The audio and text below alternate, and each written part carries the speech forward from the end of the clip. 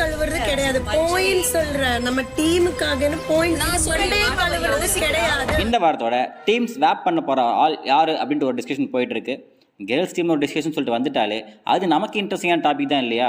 அது என்னன்னா, போன வாரமே சொன்ன மாதிரி ஆனந்தி தான் நம்ம டீமை லீட் பண்ணுறாங்கன்னு ஒரு டாக் போயிட்டுருக்கு. ஸோ அவங்கள பாய்ஸ் டீமுக்கு அனுப்பிட்டு நம்மளாலையும் விளையாட முடியும் அப்படின்ட்டு ப்ரூவ் பண்ணி காட்டணும் அப்படின்ட்டு மஞ்சரி சொன்னாங்க. ஏமா யாருக்குமா ப்ரூவ் பண்ணி காட்ட போறீங்க? அட யாருக்கோ ப்ரூவ் பண்ணி காட்டுவங்க அப்படின்ட்டு பேசிட்டு இருந்தாங்க.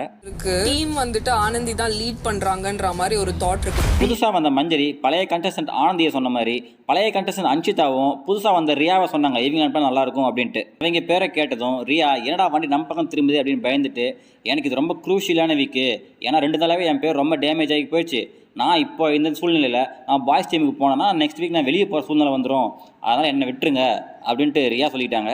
ரியா போனா நல்லா இருக்கும் தோணுது. எனக்கும் ரியா போகணும் இருக்கு. இந்த வீக் வந்து என்னோட குரூஷியலான எஸ்கேப் ஆகுன்னு நினச்ச ரியாவை தர்ஷிகா விட்டுருவாங்களா? நீ சொல்கிறது கரெக்ட் தான், குரூஷியலான டைம் தான்.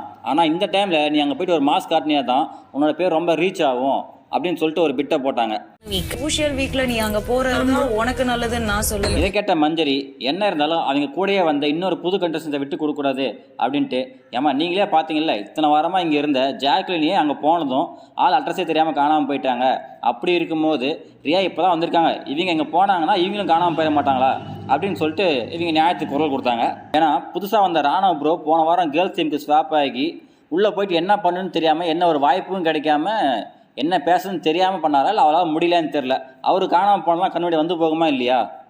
வாரம் ஆடின ஜாக்கே அங்க காணாம போயிட்டானா, வயல் கார்டுல வந்த கண்டஸ்டன்ட் அங்க காணாம போவாங்களா மாட்டாங்களா?